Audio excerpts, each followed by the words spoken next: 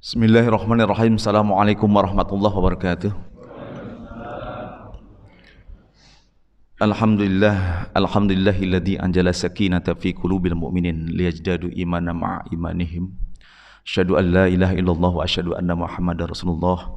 Allahumma shalli ala sayyidina Muhammadin wa ala alihi wa sahbihi wa barik wa sallim ajma'in.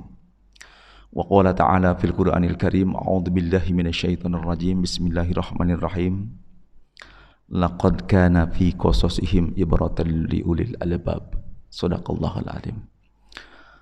Hadirin jemaah salat subuh Masjid Jabar Rahmah yang dimuliakan Allah, berbahagialah kalau di setiap masjid saya menghadiri kuliah subuh. Itu berarti itu jemaah inti, jamaah yang di dalam ayat tadi, aqimis sholata duluki samsi ila ghasaqil laili wa qur'anal fajri innal qur'ana fajri kana masyhuda. Jadi disaksikan para malaikat rahmat. Subuh ini luar biasa. Ini kenikmatan yang diberikan Allah kepada kita, maka patut disyukuri. Karena banyak saudara-saudara kita yang ingin menjalankan ibadah sedemikian nikmat subuh ini, tapi mungkin karena udzur syar'i dan seterusnya mereka atau beliau-beliau ini tidak mendapatkan kesempatan itu. Jadi dua kesempatan, nikmatani magbunun fihima katsirun minan nas as-sihat wal faragh. Dua kenikmatan yang terkadang diabaikan, dilupakan oleh manusia, yaitu sehat dan kesempatan. Jadi kalau orang sudah sakit maka berasa nikmat sehat itu luar biasa. Begitu juga ketika orang sibuk tidak dapat waktu, maka waktu luang itu menjadi sesuatu yang berharga. Salawat serta salam semoga senantiasa tercurah kepada junjungan alam habibina wa nabiyina Muhammad sallallahu alaihi wasallam. Hadirin jemaah salat subuh yang dimuliakan Allah, hadirin dan hadirat ya, ada ibu-ibu di belakang. Baik, kemarin di Al-Kausar saya nggak lihat ibu-ibu, adanya bapak-bapak saja. Ada. Sebelum masuk ke materi yang diamanahkan kepada saya ingin menyampaikan sebuah kisah yang mungkin kisah ini sering didengar juga, atau bahkan sudah hafal dibaca di medsos ataupun di kitab-kitab sirah atau sejarah. Pada abad 8, pada tahun ke-8 Hijriah, tatkala Amirul Mukminin Umar bin Khattab ingin melakukan kunjungan kerja atau sidak atau apapun namanya, ke sebuah tempat yang disebutkan di dekat Tabuk, bahkan berkaitan dengan Syam saat ini atau Suriah saat ini. Dan sebelum sampai ke sana, di sebuah daerah mendapatkan berita terlebih dahulu. Dulu pun seperti itu, Pak. Amirul Mukminin seorang penguasa muslim dan juga pemimpin agama, sebelum memasuki daerah mungkin disterilkan dulu gitu ya. Ternyata mendapatkan kabar bahwa di sana sedang terjangkit sebuah wabah taun, sebuah penyakit yang sangat potensial untuk terjadi penularan. Dan itu disampaikan oleh penguasa sekaligus yang dipercaya Amirul Mukminin pada saat itu, yaitu Ubaidah bin Jarrah. Ubaidah bin Jarrah ini sahabat dan juga sahabat Umar bin Khattab selaku Amirul Mukminin ketika perjuangan menegakkan kalimat Islam. Dan menurut kisah, Umar berdiskusi dengan beberapa kalangan muhajirin, tetapi tidak mendapatkan sebuah kesepakatan. Begitu juga Umar berdiskusi dengan kaum Ansor. Jadi ada semacam komunitas yang memang begitu dihormati para sahabat, yaitu kaum Muhajirin dan Ansor. Dan dari kedua kaum ini tidak mendapatkan kata sepakat tentang apakah kita harus melanjutkan ke tempat itu atau kembali. Maka Umar mengatakan, tinggalkan kami, aku meminta adakah orang-orang atau muslimin Quraisy yang waktu itu berhijrah bersama Rasul? Ada. Ya Amirul Mukminin, tinggal 2 orang lagi. Maka Umar bin Khattab menyampaikan, meminta pendapat kepada keduanya. Dan pendapat itu adalah lebih baik kita kembali ke Madinah. Apa yang terjadi kemudian? Ubaidah bin Jarrah itu, bukan Ubaidillah, Ubaidah bin Jarrah menyampaikan, afirru min qadarillah ya Amirul Mukminin, apakah engkau lari dari qadar Allah wahai Amirul Mukminin? Seorang Umar yang gagah perkasa dan cerdas. Jadi kalau kita bahas kecerdasan Umar, kegagahan Umar itu tidak bisa sejam, 2 jam, 3 jam. Yang jelas beliau adalah seorang yang tegas, berani, cerdas. Apa jawaban Umar? Naam, nafirru min qadarillah ila qadarillah. Aku pergi menghindar dari qadar Allah menuju qadar Allah yang lain. Dan menurut kisah, beliau kembali ke Madinah dan Ubaidah bin Jarrah meninggal atau wafat dikarenakan penyakit tadi. Dilanjutkan dengan Mu'adz bin Jabal, dan ketika Amr bin As menjadi gubernur Syam ini, disitulah kita mengenal sejarah terjadi semacam isolasi kepada orang-orang mana yang terjangkit, mana potensial, mana yang masih bersih, dan seterusnya. Itu cerita kisah yang saya sampaikan terlebih dahulu sebelum kita berlanjut, sebagai inspirasi dan juga mungkin sebagai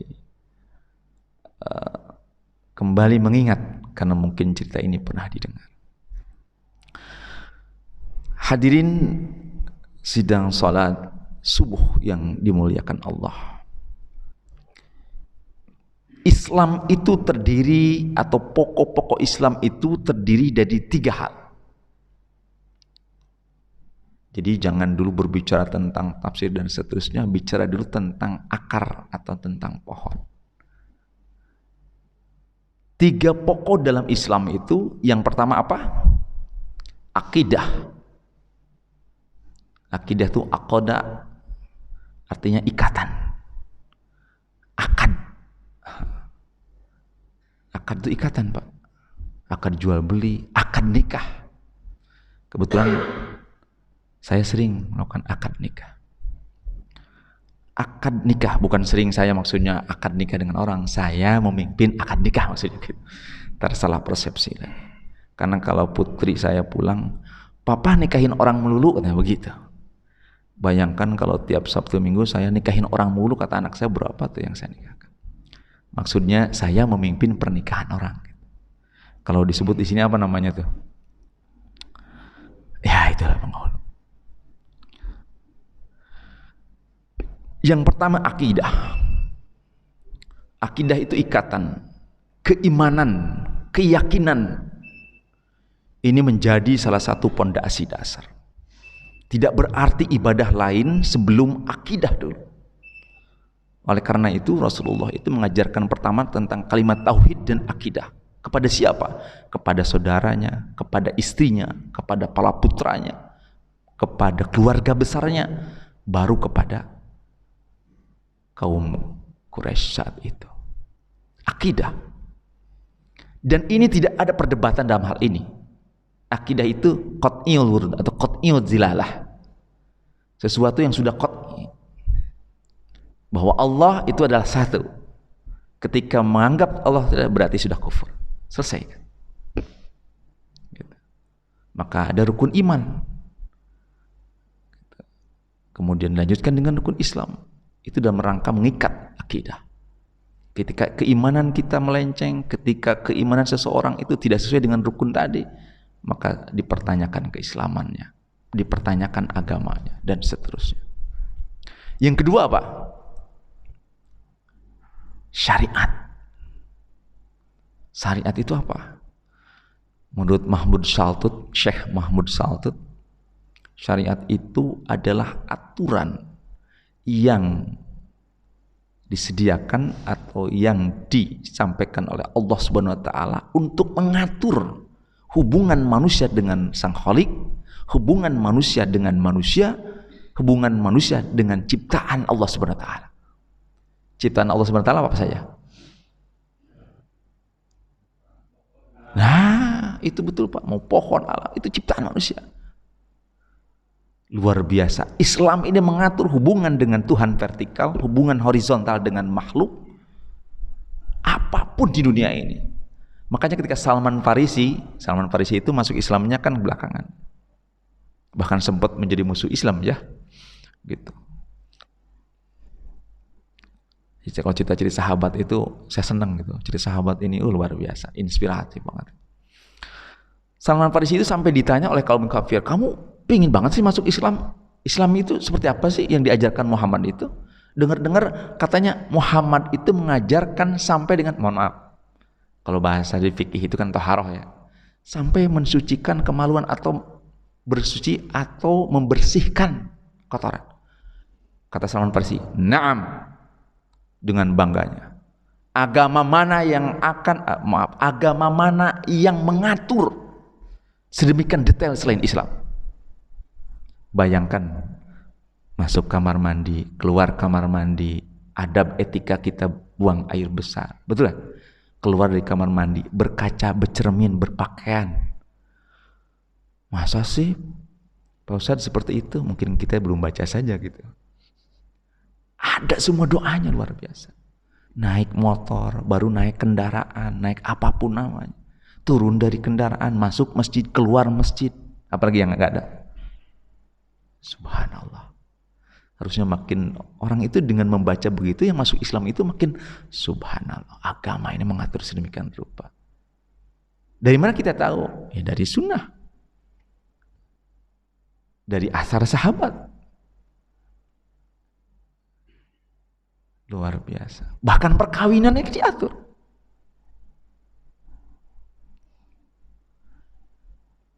Dalam surat An-Nisa ayat 23 itu diatur. Makanya ketika ada yang bertanya kemarin kepada saya, "Pak Haji, saya ingin tanya, apa itu seorang pejabat di sebuah kementerian? Saya punya saudara." Kadang-kadang orang bilang, "Saya punya saudara." Saya ngerti maksudnya saudara itu siapa gitulah. Kadang-kadang saya punya kenalan gitu. Kenapa?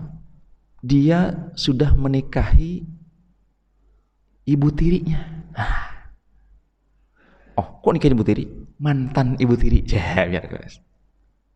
Kok bisa? Iya. Terus? Dan sekarang udah nikahnya udah. Terus siri lagi, pakai kawin siri katanya. Terus Pak Haji, waduh. Kok bisa? Saya gitu kan. Ya gimana dong? Udah terjadi. Walinya, rukun syaratnya juga terpenuhi. Kata Pak Ustadz secara agama sah. Jawabannya nggak bisa via WA. Saya bilang ini panjang kali lebar dan ini butuh pencerahan karena ketidaktahuan dan kurang literasi tentang hukum. Bahkan jauh sebelumnya saya pernah mendapatkan pertanyaan, saya menikahi anak tiri saya. Jadi bapak tiri meninggal, nih anaknya dinikahkan. Ketika saya tanya, ba'da dukhul, qabla dukhul, apa itu Pak Ustaz? Saya nggak ngerti. Subhanallah. Kita lanjut ya. Itu buat artinya sebagai merangsang kita untuk senantiasa banyak membaca, bertanya. Ketidaktahuan hukum itu menjadi fatal gitu kan. Bahkan pernah ada juga yang bagaimana kalau nikah kakaknya saya nikahi, adiknya juga kayaknya menarik. Kenapa? Bukankah dulu katanya pernah terjadi waktu Yakub menikahi gitu Rahel dan Lea, Saya bilang, buka lagi coba An-Nisa 23 di situ. Wa antajma'u bainal akhtain illa ma qad salam. Bacanya sampai akhir, bahwa itu yang dahulu itu biarkan terdahulu, sudah selesai, dimaafkan sebelum masuknya Islam. Dan yang ketiga pokok tadi akidah, syariat, dan akhlak. Ini pokoknya. Jadi kalau orang bilang Islam yang kafah itu akidahnya kuat, giroh keislaman syariatnya kuat, lihat akhlaknya. Akhlaknya seperti apa? Ya kan sudah jelas. Umat muslim itu sebagai figur sentralnya adalah baginda Rasulullah. Seperti itu. Minimal kita ingin mendekatkan atau minimal ingin seperti beliau. Kalau terlalu atau pingin persis ya tidak mungkin. Karena beliau sudah maksum, dijaga oleh Allah. Gitu kan. Bagaimana akhlak Rasul? Anak PAUD, TPA sampai kakek-kakeknya juga paham siapa itu baginda Rasul. Setidaknya orang yang kalau ngomong lemah lembut, jarang marah-marah atau teriak-teriak, apalagi membuat kesal, apalagi menyakiti hati orang.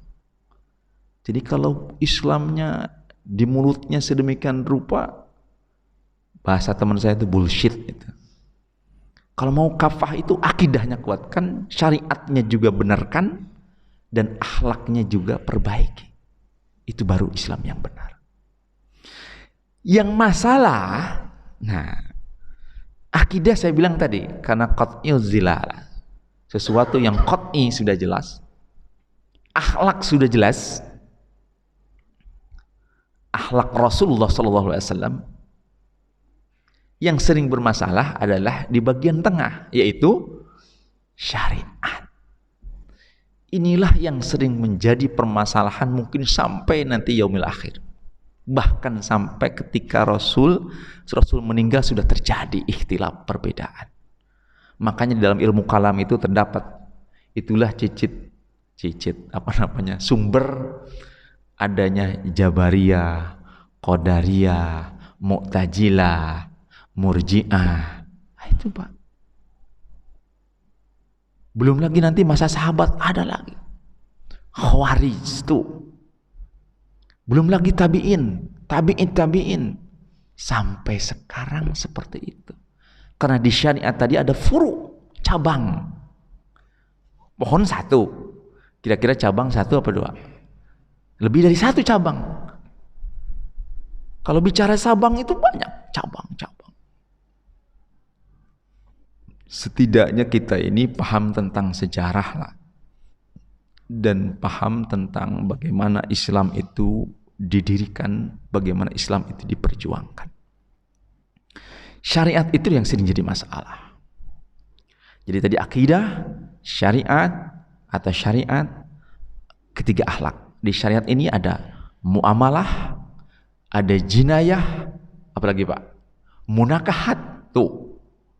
Siasah. Apa itu siasah Pak? Betul. S2 politik Islam. Jadi siasah. Ternyata ada beretika di dalam berpolitik itu. Kalau sekarang kira-kira para politikus punya etika nggak gitu? Diajarkan, itu yang luar biasa Islam itu. Tidak melulu tentang ibadah mahdoh saja, rutinitas saja, salat, puasa, bagaimana berzikir. Tidak. Islam luar biasa. Mengatur bagaimana bersiasah, berpolitik dengan etika dan adab. Subhanallah. Munakahat, bagaimana menikah yang baik, memilih, meminang, khitbah.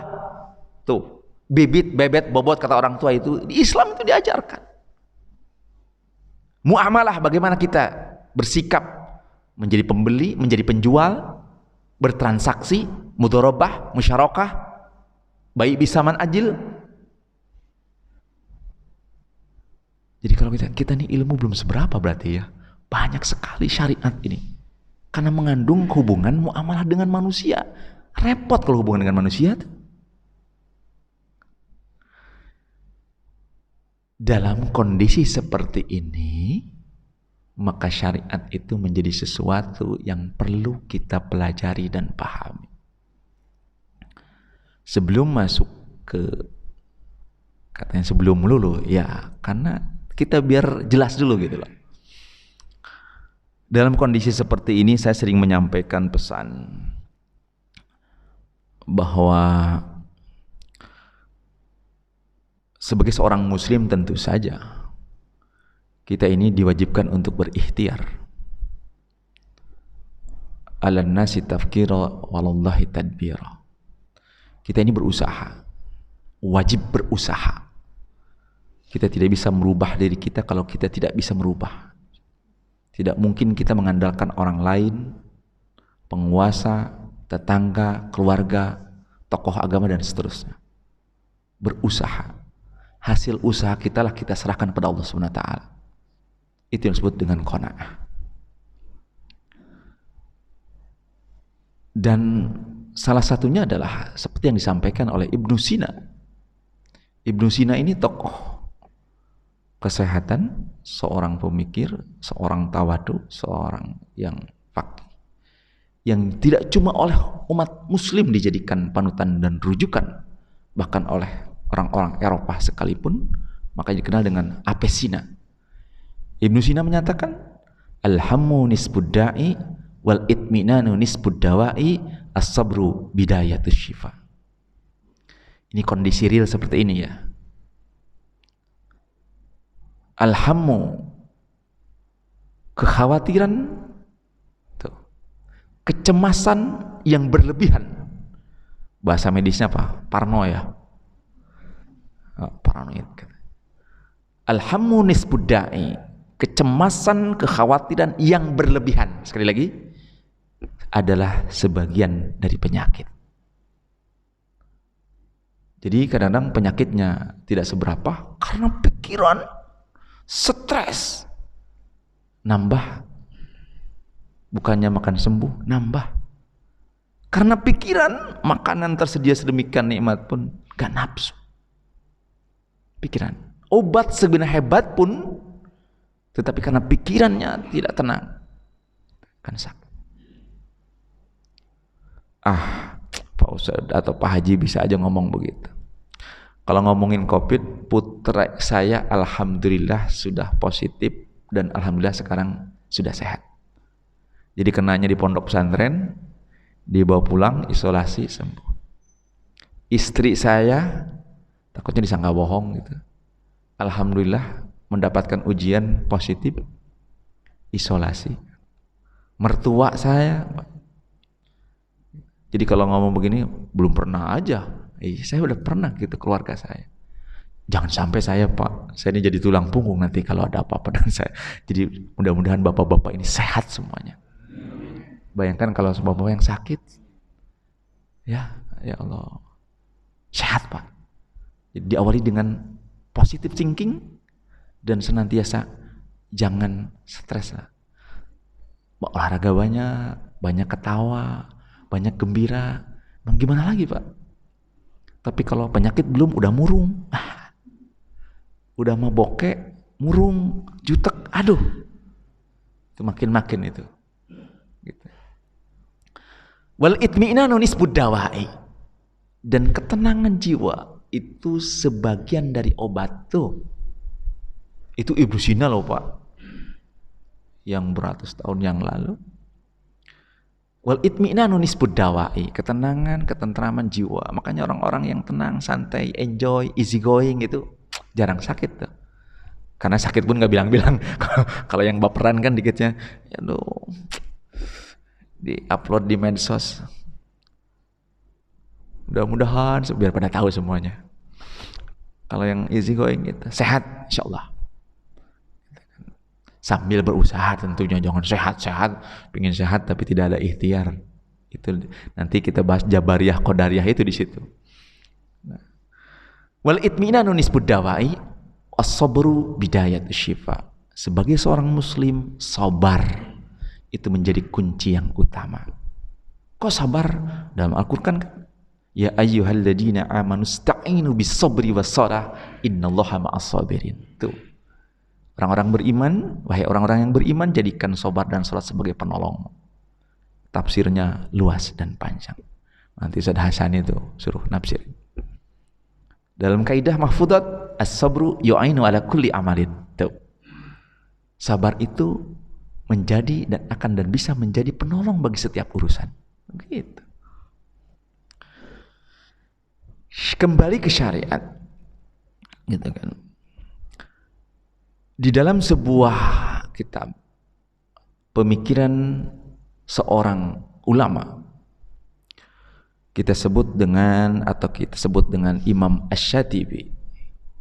Nama lengkapnya Ishaq Muhammad Asy-Syatibi. Jangan keliru Pak, kalau buka Bapak ada Imam atau Syekh As-Sabi'i, ada As-Syatibi. Kalau As-Sabi'i itu beliau tabi'in. Tuh, tabi'in. Ishaq sama, Ishaq As-Sabi'i, Ishaq As-Syatibi.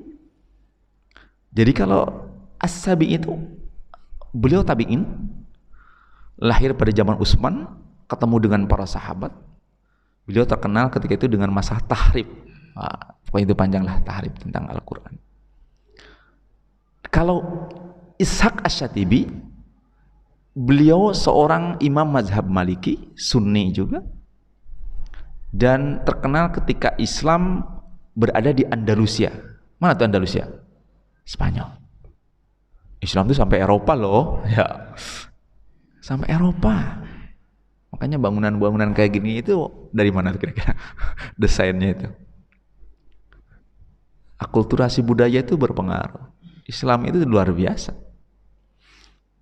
Bangunan-bangunan model Spanyol, Kubah, ini itu. Imam Ishaq atau Syekh Ishaq Asy-Syatibi menyampaikan bahwa syariat itu memiliki tujuan. Apa itu tujuannya? Terkenal dengan maqasidus syar'i atau maqasidul khamsah. Ini berapa SKS tuh ya kalau di kuliah? Maqasidus syar'i. Tujuan syariat diberlakukan. Kalau pengertian syariat kan tadi Mahmud Saltud saya sampaikan, syariat itu adalah aturan yang ditetapkan oleh Allah Subhanahu wa taala untuk mengatur hubungan dengan manusia, hubungan dengan Sang Khalik, transendental, vertikal, hubungan dengan sesama, horizontal, dengan makhluk Allah dan seterusnya. Tujuan syariat apa? Maqasidus syar'i. Ini harus kita paham. Yang pertama adalah hifdzuddin. Tujuan syariat diturunkan itu adalah untuk menjaga agama. Bayangkan kalau aturan tidak diturunkan, aturan tidak disampaikan, aturan tidak sampai kepada kita. Untuk menjaga agama. Agama Islam ini bisa sampai terlaksana dengan baik itu karena ada syariat tadi. Perintah sholat, perintah untuk berzakat, kan seperti itu. Jadi terpelihara agama itu dengan adanya syariat. Masa ada agama doang tetapi nggak ada ritual atau tidak ada, gimana ceritanya itu? Gitu. Ada beberapa yang mengaku punya agama kan, bahkan mendapatkan wahyu. Kayak Lia Eden itu, orang di Indonesia itu memang luar biasa, mendapatkan apresiasi yang luar biasa oleh orang luar. Indonesia itu luar biasa katanya. Kenapa? Malaikat Jibril saja bisa ditangkap. Ya benar nggak? Malaikat Jibril bisa ditangkap dan bertobat lagi. Walaupun keluar ngadarin lagi. Siapa lagi? Nabi aja bisa ditangkap. Luar biasa loh polisi Indonesia itu. Musyadik itu ngaku apa tuh? Nabi. Ya. Gitu, ditangkap. Luar biasa loh. Prestasinya menangkap malaikat, menangkap palsu, maksudnya malaikat palsu gitu. Dijebloskan ke penjara, kok malaikat bisa bertobat? Ampun katanya. Musyadik aku nabi. Oh ya, minta maaf saya salah. Kok bisa gitu loh. Aduh. Hibduddin yang utama. Jadi kalau ada sebuah aturan yang diberlakukan yang berhubungan dengan agama berarti untuk menjaga agama itu. Yang kedua apa? Hibdun nafs. Saya ini akan bahas terakhir nih hibdun nafs nih. Kita lewatin dulu hibdun din, hibdun nafas, hibdun nasab. Menjaga, memelihara keturunan. Bayangkan kalau tidak ada syariat untuk menikah, tuh. Berarti kita kayak binatang ya, betul gak? Makanya mencatatkan perkawinan di KUA itu jangan salah. Tidak perlu. Kenapa? Kan enggak, agama juga dulu tidak ada bid'ah itu. Dia tidak paham kaidah usul fiqh, maslahatul mursalah dan seterusnya. Bayangkan jika tidak dicatat Pak, nggak usah jauh-jauh. Mau sekolah aja bingung. Giliran meninggal bagi keturunan aja bingung. Kenapa? Mana bukti Anda sebagai anaknya si A? Saya anaknya si A Pak, B anaknya si A, C anak si A. Mana buktinya? Nggak ada, pokoknya anaknya dia itu engkong saya Pak. Dan persoalan itu saya hampir tiap hari saya temukan. Dulu dia nikah Pak, tidak dicatat. Terus setelah meninggal ribut Pak anaknya. Kebetulan warisannya banyak. Ternyata nongol lagi, Pak itu juga bapak saya. Kenapa? Ibu saya dulu nggak dicatat Pak. Subhanallah. Bingungnya sekarang. Dulu nggak bingung, lagi happy-nya. Karena menyepelekan tadi Pak. Datangi ke saya, Pak Haji, bisa nggak Pak Haji mencatatkan pernikahan saya? Nah, sebagai petugas pengurus, siap dong. Terus mencatatkan saja Pak Haji, nikahnya udah lah. Sama siapa nikahnya? Sama Pak Ustadz di tempat saya. Terus ingin dicatatkan, minta buku aja sama Ustadz, kenapa sama saya? Iya.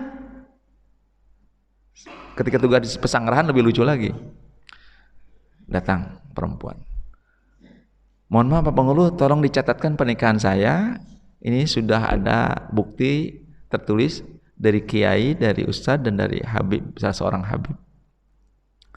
Ada apa ini Mbak? Tolong dicatatkan saja Pak, karena saya perempuan, perempuannya janda, boleh nikahin sendiri kok, menurut mereka juga boleh. Aduh, saya nggak bisa Pak. Nah ini kan bisa, nah, pakai aja itu Pak kalau bisa. Ini ada surat Pak, ternyata ya udah pakai aja itu. Kata Mbak kan ini juga cukup. Itu dia Pak, ternyata saya ke Dukcapil nggak laku, mau ke bank juga nggak ngerti, mau bikin anak juga ternyata ini nggak bisa dipakai. Subhanallah, kasihan Pak. Terus sudah punya anak lagi. Kalau sudah punya anak tidak semudah itu Mbak. Kami tidak berani mencatatkan. Catat aja sekarang Pak. Saya bilang, oh gitu, jadi Mbak apa KTP-nya? KTP-nya masih, ini kok masih perawan, terus suami saya juga masih penjaka. Oh, terus dicatatkan sekarang. Terus anak siapa Pak? Anak saya. Masa dicatat nikah sekarang, anaknya sudah setahun? Hal kayak gitu Pak. Jadi menganggap yang penting nikah sah secara agama. Subhanallah, ente berdiri tinggal hidup ini di mana gitu loh. Sah secara negara, sah secara agama, itu yang benar. Kenapa? Nanti hubungan muamalah tadi syariat itu hubungan dengan manusia. Tidak semudah itu. Disitulah ada maslahatul mursalah. Kenapa? Itulah ada aturan, ada syariat, ada rukun syarat nikah untuk memastikan si A keturunan siapa, nasabnya apa. Kan seperti itu. Jadi ketika itu tidak ada, bayangkan pabelit kata orang Sunda mah, campur aduk, udah jelas. Tiba-tiba ada ternyata oh itu masih saudara kita ternyata. Kayak gitu Pak. Lebih parah lagi anak angkat Pak. Kosong sekian tahun ngangkat anak, tiba-tiba setelah ngangkat anak turun anaknya 1, 2, 3 sampai 5. Ketika hidup nggak ada masalah. Ketika meninggal, yang gugat anaknya itu bukan anak bapak saya, diadopsi. Kata dia, kata siapa? Ini saya punya akte lahir. Banyak Pak urusan manusia mah ribet. Jadi jangan memudahkan ya Pak. Saya bilang, kamu bisa saya nikahkan saat ini gak memikirkan keturunan kamu. Bayangkan kamu enak sementara keturunan kamu bermasalah di kemudian hari. Justru dengan nikah dicatatkan secara agama dan negara itu untuk kemaslahatan, untuk mendapatkan hak dan kewajiban seorang perempuan tidak diterlantarkan, seorang anak mendapatkan hak yang sebenarnya. Itu Pak. Kira-kira mending yang mana gitu?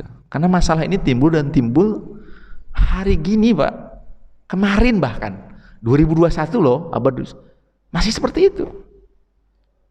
Saya bingung gitu, nggak lihat apa gitu. Mungkin pernah baca, pernah dengar bahwa itu bermasalah di kemudian hari. Baik, hifdun nasab.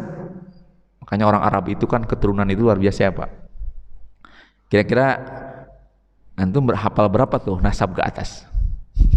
Kakek, bapak siapa? Kakek, habis kakek apa? Buyut ya? Buyut. Terus apa lagi? Kata orang Sunda mah buyut, jangan wareng. Apalagi Pak? Orang Sunda. Ke atas. Kita belum tentu paham. Orang Arab itu luar biasa, silsilah itu. Kan nasab itu mereka merupakan sesuatu yang dibanggakan. Jadi kalau ada orang yang ngaku-ngaku tentang nasab, ya silahkan, bisa nggak ngurut sampai ke atas. Saya punya teman gitu, namanya Tubagus Zamroni. Saya bilang, ini banyak TB yang lain saya ngerti, TB buku itu TB apa gitu, toko buku atau toko bangunan. Saya bilang, ketika ditanya dia tidak paham. Kalau teman saya bisa, Jamroni bin Anu sampai ketemu dengan Sultan Hasanuddin. Bayangkan, masih bagus itu.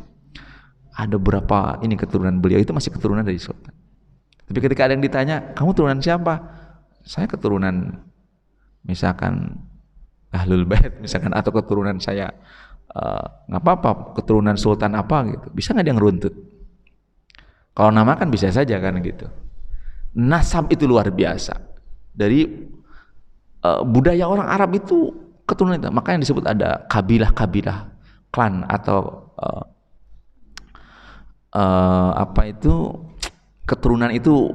Ada keturunan yang memang terpandang dan disegani pada saat itu sesuatu yang luar biasa. Nah, agama atau syariat ini diberlakukan dalam menjaga keturunan, bukan masalah keturunan itu baik atau tidak, untuk memperjelas keturunan. Si A anak si B biar tidak ada persoalan di kemudian hari tentang waris, tentang munakahat dan sebagainya. Kemudian yang ketiga apa? Hifdun nafs, hifdun nasab, hifdul akli. Syariat diberlakukan itu untuk menjaga akal sehat, Pak. Bayangkan kalau tidak ada aturan, Pak. Orang berpikir seenaknya, betul kan? Yang liberal makin liberal, yang ateis makin ateis, kan seperti itu. Untuk menjaga kewarasan manusia itu berpikir dengan positif, berpikir dulu sebelum bertindak dan seterusnya. Karena ada agama. Oh begini itu salah kalau saya berbuat ini gitu. Nah, yang terakhir kemudian adalah hifdul mal. Syariat diberlakukan itu untuk menjaga, memelihara harta. Jangan salah harta itu yang kita dapatkan itu. Makanya dalam Islam kan ada. Dalam munakahat ada harta bawaan, kan gitu ya. Ada harta bersama, harus paham tuh Pak. Harta bawaan, harta bersama, harta gunung gini kata orang kita. Menjaga harta itu wajib dijaga.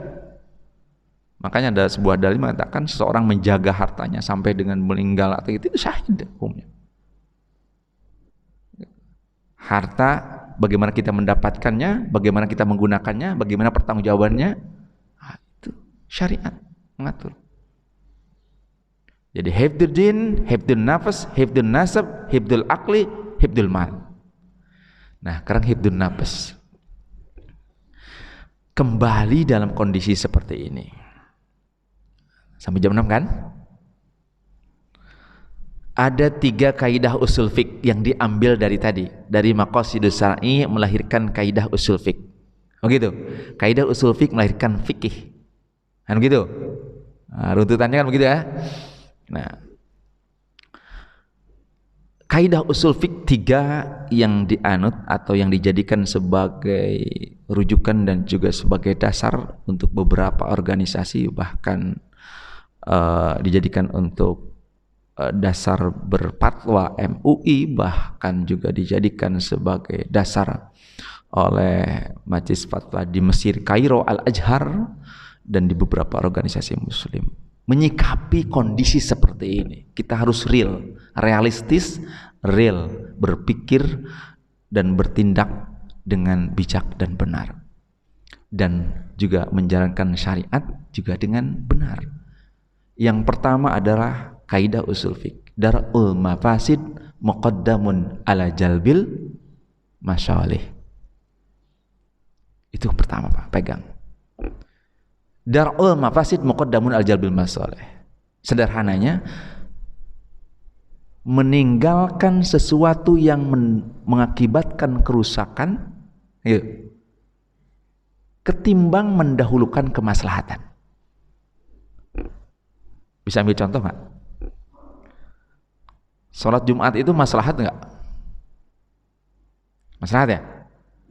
Maslahat dan juga perintah. Tetapi ketika ada sebuah wabah yang dikhawatirkan, kembali ke hibdun nafas Pak, akan mengakibatkan sebuah klaster karena sesuatu yang kita tidak bisa lihat dan mengakibatkan nanti jatuhnya penyakit atau sakit kepada orang-orang jemaah tersebut, maka itu dahulukan untuk menghindari itu. Padahal sebelumnya nggak usah jauh-jauh. Saya suka kalau pulang ngantor atau kemalaman di jalan, tiba-tiba ditutup tuh jalanan tuh Pak. Apalagi kita baru ke daerah itu Pak, jalannya kita tahu itu ditutup. Kenapa nih Pak ditutup? Saya lewat mana nih Pak? Mohon maaf Pak, lagi Jumatan. Jadi jalanan besar ditutup untuk Jumatan. Waduh, itu kira-kira orang putar baliknya sambil menggerutunya berapa puluh orang, ratus orang, jalan besar loh. Apalagi untuk hajatan. Saya pertama pindah ke Pamulang, ditutup tuh jalanan di Maruga itu. Kenapa? Ini hajatan, ya Allah, ini jalan punya nenek moyangnya kali ya. Itu orang kira-kira muter kemana Pak? Muternya kira-kira apa, muter begini gitu, kira kemana? Jauh. Yang tahu kita belusukan. Nah orang yang nggak tahu bawa kendaraan roda 4 misal, bingung dia. Ya Allah, padahal agama itu ada ranting di jalanan aja, kita pinggirkan itu ibadah agar orang nyaman melewatinya. Sederhana ya, ditutup Pak. Subhanallah. Buat apa? Ini Pak hajatan, malum orang sini main tutup aja. Subhanallah. Saya bilang luar biasa. Nah kembali ke tadi Pak, jadi nggak usah ragu Pak ketika tidak sholat Jumat, ya memang sesuatu yang ada udzur syar'i, ada ilat, ada alasan yang menyatakan itu. Jangankan di masjid kita yang seperti ini Pak, ya di Masjidil Haram aja sepi waktu itu.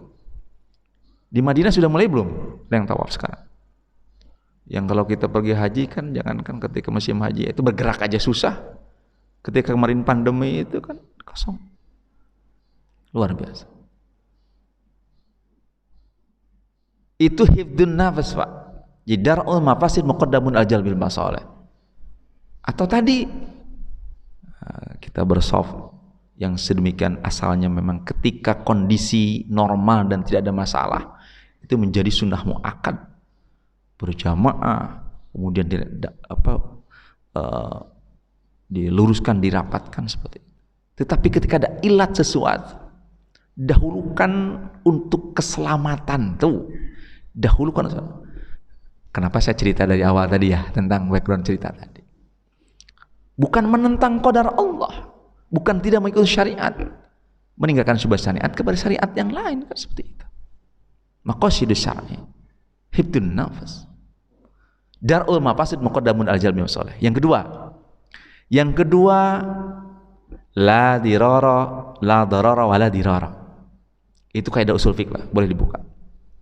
Hasil dari ijtihad para ulama-ulama mujtahid. La dharara wala dirara. Jangan berbuat sesuatu yang membuat kerusakan buat diri sendiri dan orang lain. Saya kan sehat, Pak.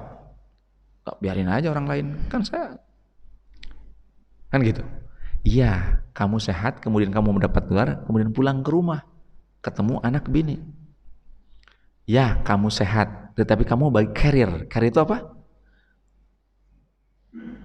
Pembawa. Pembawa, Pak. Membawa gitu. Jadi cuma mindahin ke orang lain gitu. Kan seperti itu.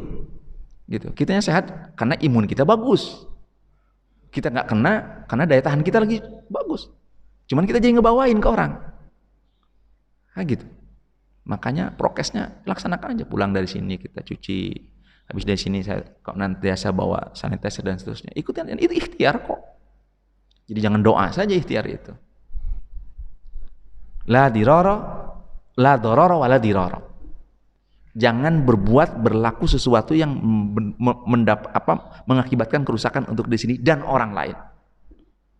Untuk diri sendiri aja nggak boleh, apalagi untuk orang lain.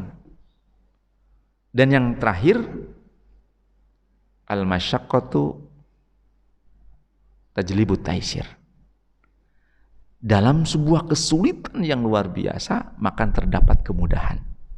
Makanya dalam fikih ada rukhsah. Kan seperti itu, Pak. Nggak sholat Jumat, kan ada sholat zuhur di rumah. Jadi nggak usah terlalu dibikin. Memang agama itu mengatur sedemikian rupa. Ketika tidak ini, ada opsi ini. Ketika ini tidak bisa dilakukan karena kondisinya memang seperti itu, ada alternatif lain. Bukan tanpa dasar. Karena kembali ke maqasidus syar'i. Jangan sampai kita melakukan sesuatu yang sebenarnya itu tidak sesuai dengan tujuan syar'i. Kayak tadi, nikah siri tidak sesuai dengan syar'i. Kenapa? Nanti hibdun nasabnya bermasalah. Seperti itu.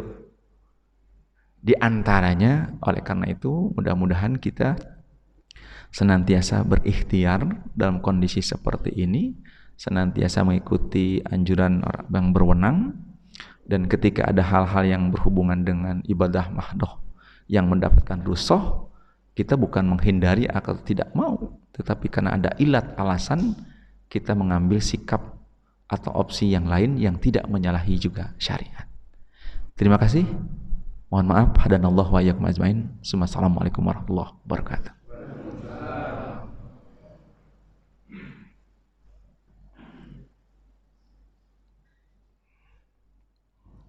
Alhamdulillah, kita telah selesai pengajian ini. Tepat jam 6, waktu suruh itu 05.56. Jadi kita masih ada waktu suruh. Mungkin kita tidak buka sesi pertanyaan ya, Bapak-bapak. Atau mau ada yang bertanya? Waktunya mungkin tidak banyak, hanya 5 menit, masih bisa tidak mengambil waktu suruh yang terlalu jauh. Kalau tidak ada lebih bagus kan ya? Tidak ada ya? Enggak, maklum. Ya, boleh. Satu ya, Pak Haji. Enggak. Assalamualaikum warahmatullahi wabarakatuh. Waalaikumsalam. Waalaikumsalam. Semua tertarik atas uraian mengenai akidah, syariat, dan akhlak. Akidah ini memang dasar sekali yang terdapat di jiwa setiap muslim. Dan hanya dengan iman. Kalau iman ini sifatnya seperti grafik, bisa turun dan naik, kecuali akidah. Namun berkaitan dengan akidah ini, ada misalnya seorang pejabat sebelum menjadi pejabat negara, mereka mengatakan ini halal. Tapi setelah menjadi pejabat negara, yang haram ini menjadi halal. Ini tidak bisa kami sebutkan. Namun berkaitan dengan syariat, di mana setiap manusia ini untuk berpikir secara jernih, untuk mengucapkan sesuatu dengan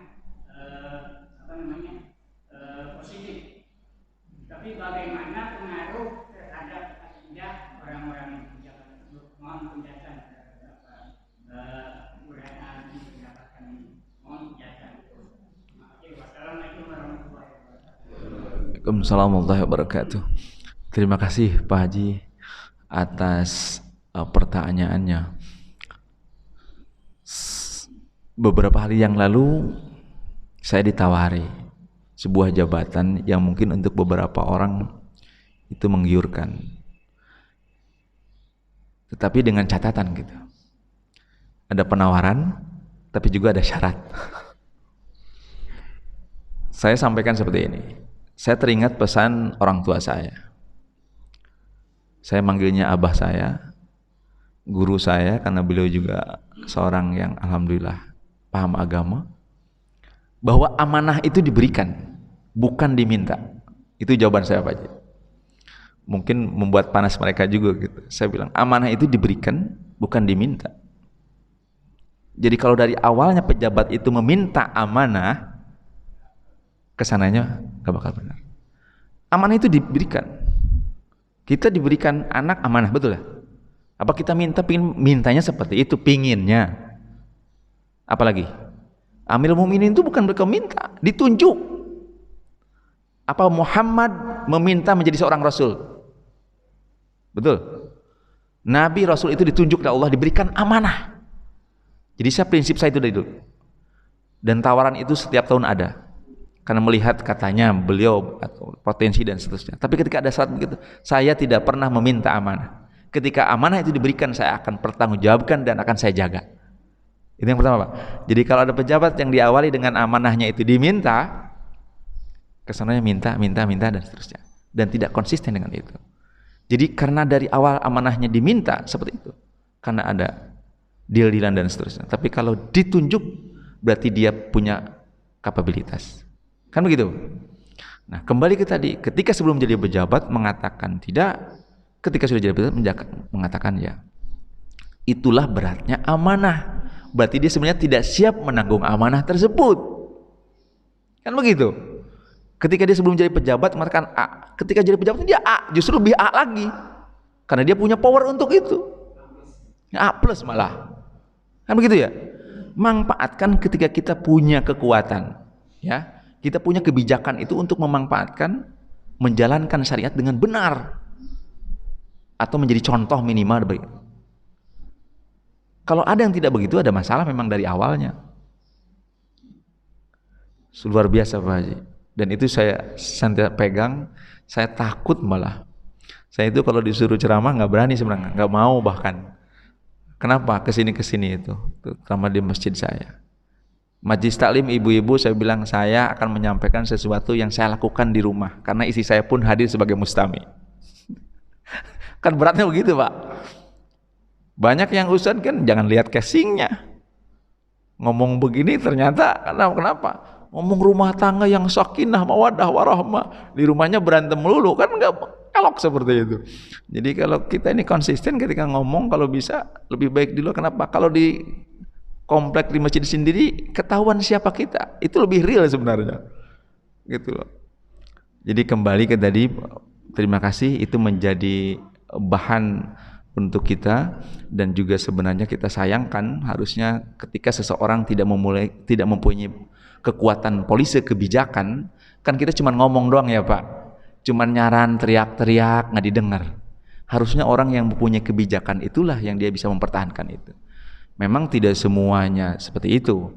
Masih ada beberapa orang yang konsisten, masih ada orang-orang yang istiqomah, walaupun akhirnya mereka melawan arus, ya resikonya seperti itu. Jadi harusnya tadi betul Pak Haji, karena diawali dengan saya ini diberikan amanah, harus pertanggungjawabkan dunia akhirat, kan seperti itu. Maka dia ketika memegang kebijakan atau mempunyai kekuatan power, maka dia harus lebih kuat lagi memegang itu. Bukan dibalik. Ketika sebelumnya tidak punya kekuatan bilang A, setelah punya kekuatan malah bilang B. Itu namanya kaum munafik. Gitu. Jadi biarkanlah mereka mendapatkan apa yang mereka cari. Itu kan dicari oleh mereka. Jabatan itu kan dicari oleh mereka. Orang yang mencari jabatan akan mendapatkan jabatan. Jadi tenang Pak, orang yang mencari jabatan akan mendapatkan jabatan. Dan dia akan mempertanggungjawabkan jabatannya tersebut. Tapi ketika orang ditunjuk untuk menjabat, ketika dia menyerahkan diri tidak kuat, tidak mampu, itu lebih elegan. Gitu. Seperti itu. Ini orang tidak mampu diangkat. Ya Allah Pak Haji mungkin yang sudah paham dan lebih jauh. Kita ini kadang miris. Orang yang saya ajarkan aja kok bisa jadi atasan saya gitu. Orang yang dulu saya ya nasihatin, ajarin yang mohon maaf dari sisi keimanan, ya Allah kok bisa jadi. Tapi karena dia yang mencari, dia mendapatkannya. Saya tidak ngiri Pak, karena itu hasil jerih payah dan usahanya. Jadi pimpinan saya Pak, gitu. Yang rekan saya yang sebelumnya. Tapi saya tadi karena beliau mencari, mendapatkan apa yang dicari. Seperti itu. Terima kasih, Haji.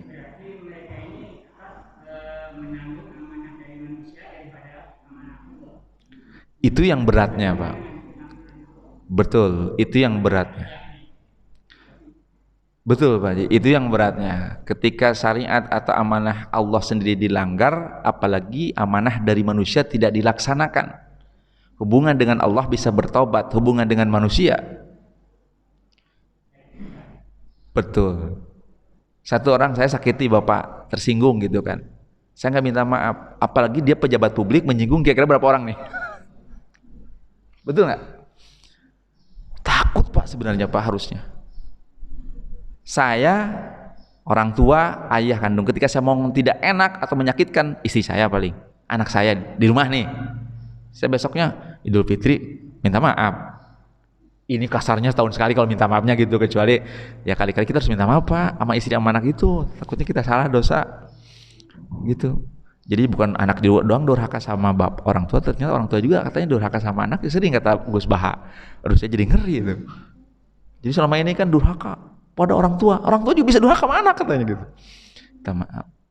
Bayangkan kalau seorang pejabat publik, seseorang yang kita bilang atau bos di sebuah perusahaan, kira-kira kalau dia ngomong yang menyakitkan, yang sakitnya satu apa dua? Hati-hati makanya Pak, didoain orang. Saya tuh nggak mau kalau saya jadi sesuatu yang pejabat kemudian ngomong gak enak, disumpahinya bukan satu Pak, 1, 2, 3 nyumpahin terus. Pejabat kan dihormati karena jabatannya, penguasa dihormati karena kekuasaannya. Ketika beliau tidak ada, mau nggak itu disumpahin terus? Nauzubillah. Tapi kalau seorang pejabat yang bagus datang, disyukurin kedatangannya, didoain, enak, betul nggak? Kenapa Amirul Mukminin itu dicintai oleh Baginda Rasul, dicintai oleh umatnya? Ketika menjadi di Madinah pun seperti itu, bahkan oleh orang kafir-kafir Yahudi yang ketika mendirikan negara Madinah itu dicintai dan disukai, didoakan, walaupun sama orang kafir didoakan. Bayangkan kalau dia zalim misalkan, yang doain kira-kira berapa itu? Seluruh negeri berarti kan? Gitu maksudnya. Biarinlah Pak.